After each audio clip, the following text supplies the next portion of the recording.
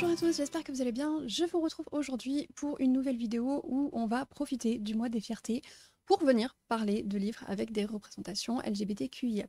Je n'attends pas le mois de juin pour lire des livres avec de la représentation, ni pour vous les présenter, mais je me suis dit que c'était l'occasion de faire un petit récapitulatif, de vous présenter une petite liste de ce que vous pourriez lire si c'est quelque chose que vous recherchez en particulier. Dans cette liste, il y a alors une autrice en particulier dont je veux vous parler parce que la représentation est au cœur de ses romans. Et ensuite, plusieurs autres livres dans des genres différents, puisque on n'est pas obligé d'avoir des représentations LGBTQIA+, uniquement en romance. Donc voilà, j'en ai d'autres à vous présenter qui changent un petit peu.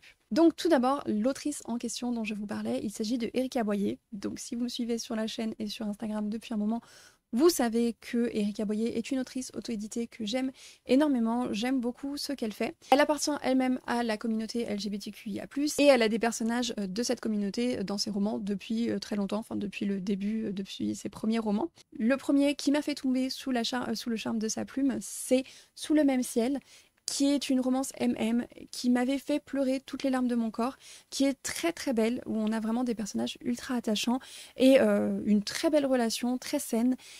Et ensuite, il y a un twist, quelque chose qui se passe dans l'histoire, et un autre sujet qui est abordé, et c'est cette partie-là qui m'a fait pleurer comme un bébé. Et qui m'a fait aussi tomber amoureuse de la plume de Erika Boyer. Ensuite, on a une saga. Il s'agit de la saga Tout en nuances, où justement elle va aborder différentes nuances, différentes façons d'aborder les relations. Et donc on a dedans des personnages aromantiques, asexuels, on a des personnages qui sont gays, des personnages qui sont lesbiennes, et des personnages hétéros dans le premier tome, il me semble.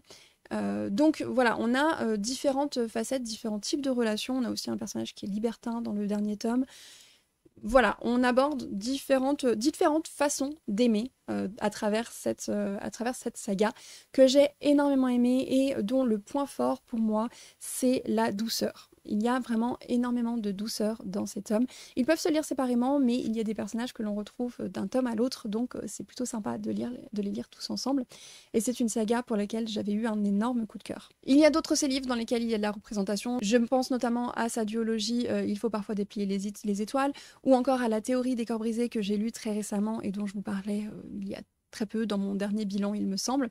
Donc voilà, avec Erika, on sait qu'on a de la représentation, de la diversité, et que tout est fait avec douceur et toujours avec énormément de bienveillance. Et elle-même fait partie de la communauté LGBTQIA+, donc c'est important pour elle aussi de voir de la représentation et donc d'en écrire et d'en lire. Ensuite, on change de registre puisque là, donc, elle écrit vraiment de la romance ou des tranches de vie. Mais là, je vais vous présenter des livres de genres différents.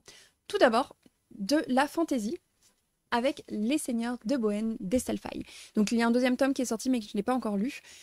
Et j'ai lu ce premier tome il y a très longtemps, mais j'avais beaucoup aimé le fait qu'on a des personnages dedans qui appartiennent à la communauté LGBTQIA+, puisqu'on a notamment le personnage de Maëve qui fait partie des personnages principaux, qui est lesbienne et donc qui a une relation lesbienne dans l'histoire. Ce n'est pas le cœur de l'histoire, la romance n'est absolument pas le cœur de l'histoire, puisque en fait dans ce livre on va suivre différents personnages qui mènent leur bout de chemin dans un royaume qui est au bord de la Révolution. J'avais eu un énorme coup de cœur pour ce livre, c'est de la fantaisie comme je l'aime, et j'avais beaucoup aimé qu'il y ait de la représentation dedans. Donc si vous cherchez une bonne fantaisie avec de la bonne représentation, je vous conseille Les Seigneurs de Bohême d'Estelle Faye. Du côté jeunesse, on a Le garçon et la ville qui ne souriait plus de David Brie. C'était le premier roman de cet auteur que j'ai lu. On est à Paris en 1808 et il y a une police de la norme qui envoie toutes les personnes qui ne rentrent pas dans la norme et qui n'obéissent pas aux lois de l'église sur la presqu'île, donc à la cour des miracles. Et donc on va suivre un personnage qui chaque nuit se rend à la cour des miracles, qui donc fuit son domicile bien pensant, bien séant, et il découvre qu'un complot vise les habitants de la cour des miracles, et il essaye de les aider, de les sauver. Et j'ai beaucoup aimé le message de ce livre, puisque du coup on a vraiment cette notion de tout ce qui ne rentre pas dans la norme est mis à l'écart de la société, et ça va nous dépeindre toutes les différentes façons d'être différent de la norme. Et donc j'avais beaucoup aimé le message de ce livre, j'avais beaucoup aimé cette lecture qui est un roman young adulte. Ensuite on va du côté des super-héros et de la mythologie nordique, puisque j'ai envie de vous parler de Loki, Where Mischief Lies de Mackenzie Lee. Donc c'est le Loki de l'univers de Marvel, mais ça se passe avant avant ce qu'on connaît du MCU, de Captain America, tout ça. Et on va suivre le personnage de Loki, qui est gender fluid. Voilà, et qui est aussi pansexuel. Alors, les termes ne sont peut-être pas utilisés, je ne me rappelle plus parce que je l'ai lu il y a un moment, mais en le lisant, ça me paraissait totalement évident et on cherchait pas non plus à s'en cacher. Et Loki est envoyé sur Terre et rencontre un homme qui est gay, mais qui ne peut pas le dire clairement, puisque à l'époque, c'est interdit par la loi. Et Loki ne comprend pas. C'est quelque chose qu'il n'arrive pas à imaginer puisqu'il est lui-même très ouvert sur sa sexualité. Donc j'ai trouvé ça plutôt sympa voilà, de voir ce personnage avec cet aspect-là de son identité. Ensuite, Viendra le temps du feu de Wendy Delorme. Donc là, on est dans une dystopie. Et je vous en ai parlé il y a quelques temps, j'ai eu un énorme coup de cœur pour ce roman. Il est extrêmement poétique, extrêmement beau, mais extrêmement dur aussi, puisque avec de très belles tournures de phrases, on nous délivre des messages extrêmement durs, extrêmement forts, extrêmement choquants, puisqu'on est dans une société en guerre, où une certaine ville, une certaine cité a fermé ses frontières, et les habitants à l'intérieur de la ville obtiennent des droits uniquement quand ils ont des enfants. Donc en gros, ils doivent se retrouver quand ils sont à un certain âge, à être en couple, mariés et à avoir, voilà, ils sont poussés, amenés à avoir des enfants. Et on va suivre plusieurs groupes. On va suivre un groupe de femmes qui est en dehors du village, mais à la frontière, ainsi qu'un couple qui n'a pas d'enfants et qui n'en veut pas forcément, et notamment l'homme dans le couple est gay. Et on suit avec lui la communauté gay cachée au milieu de la ville. C'est une dystopie qui est vraiment marquante et touchante et frappante et poétique et belle, et on a de la représentation LGBTQIA+, dedans, et qui a une certaine importance dans l'histoire. Et enfin, j'ai 3 livres des éditions du Chat Noir à vous présenter.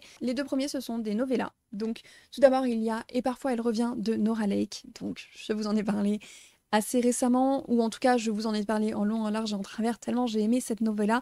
On va suivre un couple de jeunes femmes extrêmement amoureuses l'une de l'autre, mais l'une va mourir, et on va suivre le deuil de sa femme après ça. Et c'est un deuil qui est puissant, qui est déchirant, qui n'est pas beau à voir. On va parler donc de la mort, des fantômes, du deuil, mais aussi de cette relation entre ces 2 femmes. Et j'ai beaucoup aimé, c'est très bien écrit, c'est très beau, l'écriture est vraiment très belle.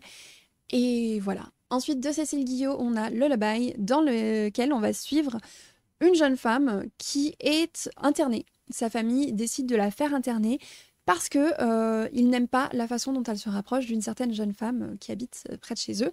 Donc en gros, elle est envoyée en institut psychiatrique parce qu'elle est lesbienne, tout simplement. Et j'ai beaucoup aimé les images qu'il y a dedans. Il y a un aspect très métaphorique qui est très prenant, et une ambiance qui est à la fois gênante et intrigante et onirique, qui vraiment prend le lecteur, et j'ai beaucoup aimé. Enfin, on a Comment le dire à la nuit de Vincent Tassis. C'est le premier roman de Vincent Tassis que j'ai lu. C'est probablement un des premiers livres des éditions du Chat Noir que j'ai lu. Et ce livre m'a fait tomber amoureuse de la plume de Vincent Tassis. Et ce roman m'a vraiment embarquée.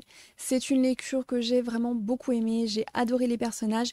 J'ai adoré la mélancolie qu'il y a tout au long du récit. Et les différentes relations entre les personnages sont à la fois très belles et très dramatiques. Il y a toute une ambiance dans le roman, et je veux pas en dire trop parce que c'est vraiment quelque chose qu'il faut découvrir au fil des pages, se laisser porter et prendre son temps.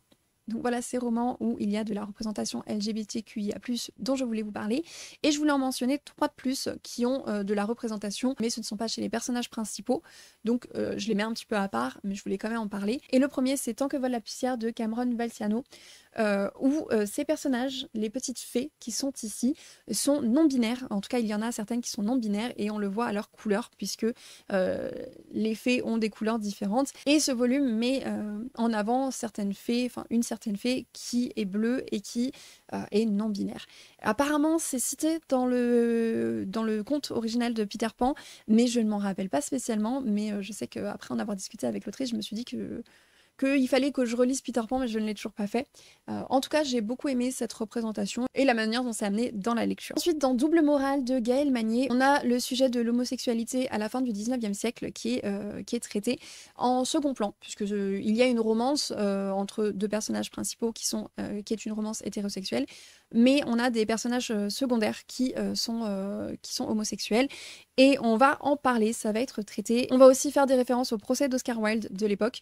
Donc on a dedans des personnages secondaires gays et j'ai beaucoup aimé la manière dont le sujet était traité, notamment par rapport à la notion de morale et de double morale dans la noblesse londonienne de l'époque. Et enfin, en fantastique ado, young adulte, on a Antea, où on a un triangle amoureux entre 3 femmes, qui sont toutes les 3 lesbiennes, donc voilà. Ce n'est pas du tout l'histoire principale, ce ne sont pas les personnages principaux, mais ça a sa place dans l'histoire et auprès des autres personnages, et j'avoue que l'une des filles de ce triangle amoureux est un de mes personnages préférés de cette histoire, donc j'avais un petit peu envie de vous en parler.